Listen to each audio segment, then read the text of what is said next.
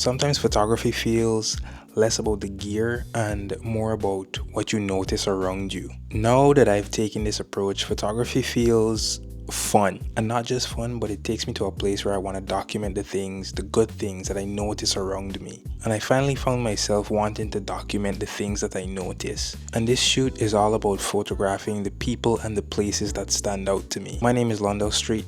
I'm a photographer and videographer based in Guyana, South America, and this year I've been making a special effort not only to be booked for jobs, but to make work that I feel extremely passionate about. I've been doing this by documenting interesting individuals, and in this video I captured the process of photographing Ollie the Creator. So let me start by thanking you for clicking on this video.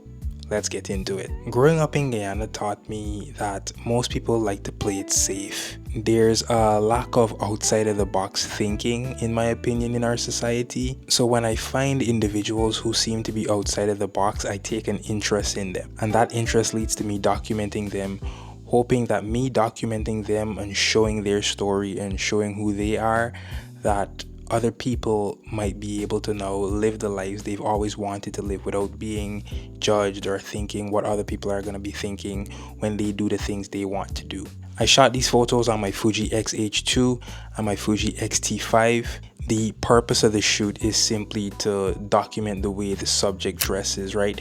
Which is not a very common way that people dress here in Guyana. It's a very alternative style. In my opinion, the style here hasn't changed that much since I left back in 2014.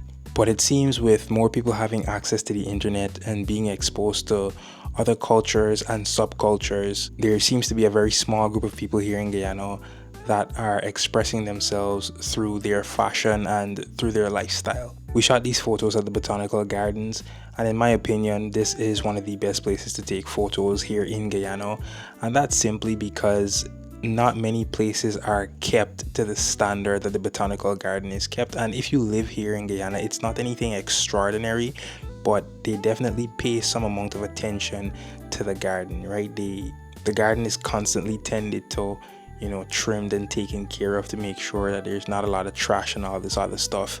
And it's basically one of the more cleaner public spaces when compared to other public spaces around Guyana. And this is one of the things that I struggle with as a photographer living in Guyana.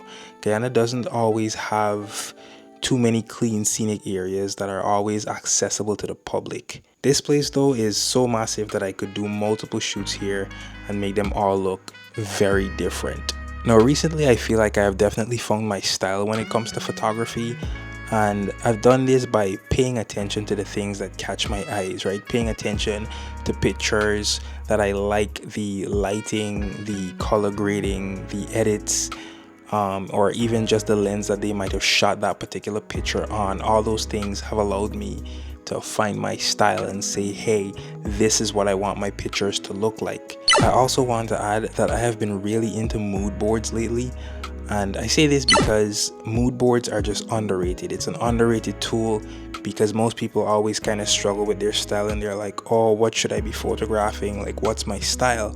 But for me, like I said, once I figured out, okay, these are the things I liked, I made mood boards based on those things. And when I have a mood board that says, hey, this is what the pictures should look like, I already have the skill set to make that happen. So I have my references and then I go ahead and make that happen. On top of having the references, of course, I have the equipment. So everything else just kind of flows into each other. Now I want to leave you with some thoughts and some photos. Regardless of if you're watching this from Guyana or Ghana, I encourage you to go out and make something. Make things, document yourself making things, and then find a community, because that community is what reminds you that, hey, what you're doing matters.